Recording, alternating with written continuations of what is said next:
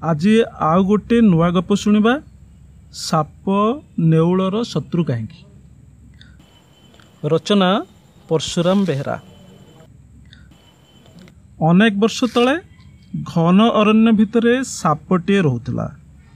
आखपाखर मूषा बेंग और अन्य छोट छोट जीव खाई से बंची थाए।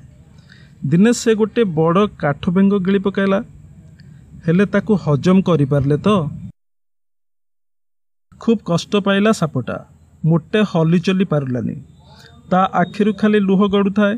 सापर ए अवस्था देखी मयूरटीर मनरे खूब दया हला। से संगे संगे जाई जंगल राइजर बैद नेउल को डाकी आनिला। नेउल आसी साप को देखी कहला, देख भाई, मोते सुखुआटे देले मु तोते भल करदेवी। प्राण विकल साप राजी हो गला। नेउल साप को कहला, तेबे तू जा गोटे काठ गंडी रे गुड़ाई हुई भिड़ी ओटारी हेबू। साप नेउल कथा मानि ताहा ही कला। फल ता पेटर बड़ बेंगटा चिपी हुई सहजरे हजम हो गला और सापर देह भल हो गला। तापरे नेउल तार प्राप्य सुखुआटी मागिबारु मुरुको हेसी साप कहला, एई सामान्य कथाटा मु जानिथिली, खाली मोर मने पड़ू नथिला। एथिपाई मु तोते सुखुआटे काहेकि देबी। एतिकी कही साप धाई पळाइला। नेउल मन दुखरे भाविला, ये बेईमानर काम आउ दिने हेले भी करिबि नाही। दुर्भाग्यर कथा, पुणी दिने साप गोटे बुढ़ा मूषा को खाइला बेले ता तंटीरे कंटाटीए लाखिगला। एबे से आउ करे कौन?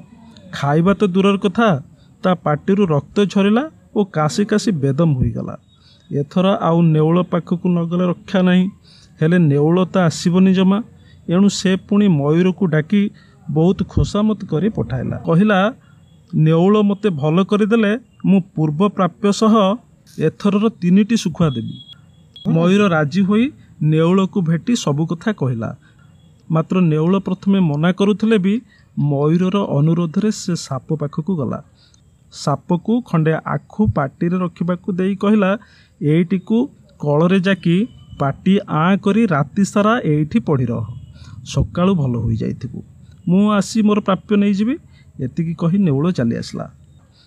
नेउल कथा मानी साप सेहीपरि पड़ी रहिला। रातिरे ता पाटिरे मिठा आखु लोभरे पिंपुड़ी माने आसी आखु खंडटी सह तंटीरे लागिथिबा कंटाटी मध्य बाहर करी आनिले। सकाळु साप निदरु उठी देखे तो कंटा बाहरी जाइछि और पिंपुड़ी माने सेईटाकू बोही नहीं चलीछंती। ठीक एतिकी बेले नेउल आसी पहुँची पचारिला, कौन साप भाई, रोग तो भल करदेली, मो प्राप्य एथर देल।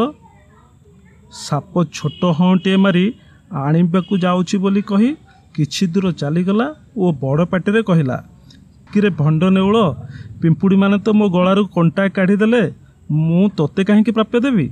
यापर से क्षिप्र गति जंगल रे अदृश्य हो गला। दुख और रागरे अधीर हुई नेउल धाइला मयूर पाखकू। मयूर सबु शुणी खूब मन कष्ट कला और साप उपर प्रतिशोध नेबाकू शपथ कला। मयूरर ए अवस्था देखी नेउलर मध्य सबु राग अजाड़ी हुई पड़िला साप उपरे। सेही दिन ठारू नेउल सापटिए देखिले तार प्राप्य मागे। साप तो अकृतज्ञ जंतु, से प्राप्य देबाकू राजी न हेबारु नेउल ता उपरकू झांपी पड़ी युद्ध घोषणा करिदिए। सेही दिन ठारू आज जाए